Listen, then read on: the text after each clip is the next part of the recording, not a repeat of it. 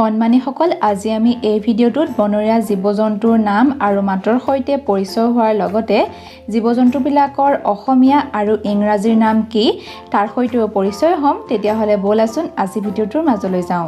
বনৰীয়া জন্তু কোনবিলাকক কয় জানানে? যিবিলাক জন্তু হাবিত থাকে নাইবা জংঘলত থাকে সেইবিলাকক বনৰীয়া জন্তু বুলি কোৱা হয়। এইটো এটা হাতী। হাতীক ইংৰাজীত কোৱা হয় এলিফেণ্ট।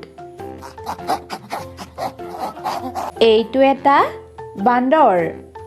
বান্দৰক ইংৰাজীত কয় মাংকি। এইটো এটা হৰিণা। হৰিণাক ইংৰাজীত কয় ডিয়েৰ। এইটো এটা বাঘ। বাঘক ইংৰাজীত কয় টাইগাৰ। এইটো এটা সিংহ।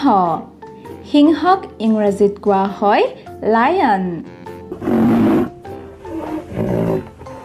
এইটো এটা গড়।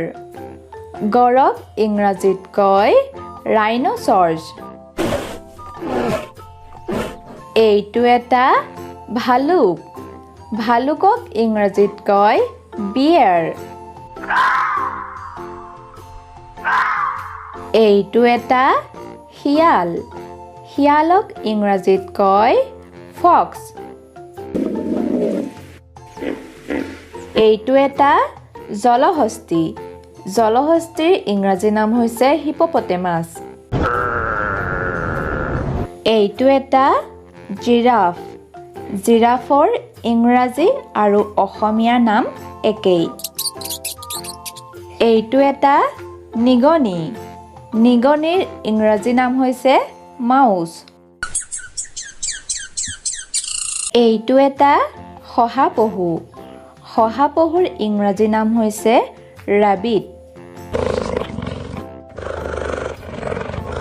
এইটো এটা উট। উটক ইংৰাজীত কয় কেমেল। এইটো এটা গৰিলা।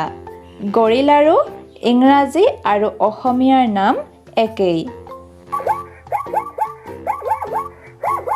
এইটো এটা জেব্ৰা। জেব্ৰাৰো অসমীয়া আৰু ইংৰাজীৰ নাম একেটাই।